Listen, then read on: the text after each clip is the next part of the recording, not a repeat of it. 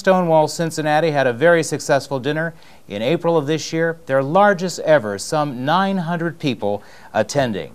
Many local politicals turned out, but the keynote speaker of importance, Congressman Barney Frank. I once debated Jerry Falwell and asked him if abortion was murder, would the woman who had the abortion go to jail? And he said no. And I said, well, why? If it's murder, why shouldn't she go to jail? He said, well, the doctor would go to jail. I said, well, gee, if it's a voluntary abortion, if it's not voluntary, I understand that, but if it's voluntary, isn't the woman equally responsible? He said, no, she doesn't understand these things. I asked him what would be his reaction if the woman having the abortion was a gynecologist who I think he would expect would know at least as much about a woman's body as he did, and he changed the subject. So, and in 1981, gay rights was a no-way issue. Gay rights has now become what I will call, in deference to the TV camera, an oh fudge issue. We will be sitting in a cloakroom, and the successor to Congressman McDonald, a gentleman named William Dannemeyer from California, who is the current anti-gay crusader, we have a tradition, because we have to work with each other, of never saying rude things about each other.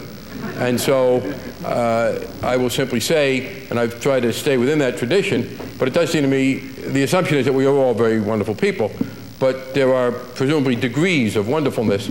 And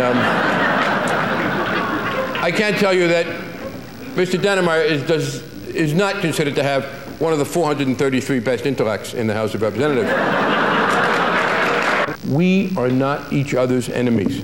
The people you work with who have a different opinion than you about whether or not a particular demonstration ought to take effect, or even whether or not a candidate who's got a partially good record ought to be supported, disagree. But don't fall into the trap of impugning each other's motives, of denying each other's humanity, of undercutting each other's position of commitment to the cause.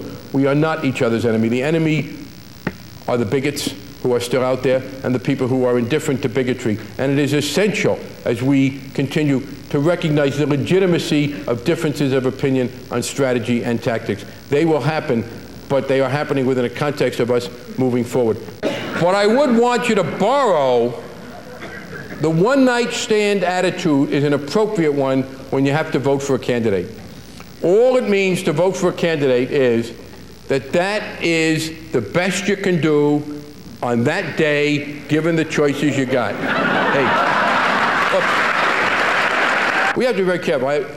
We of all people should never be prejudiced, and I have in the past slipped into occasional error by talking about his being born again as if that was something to be held against him. So I've now worked that out in my own mind. We have no right to be critical of Pat Robertson's being born again. It's his being born in the first place that we have a right to object to.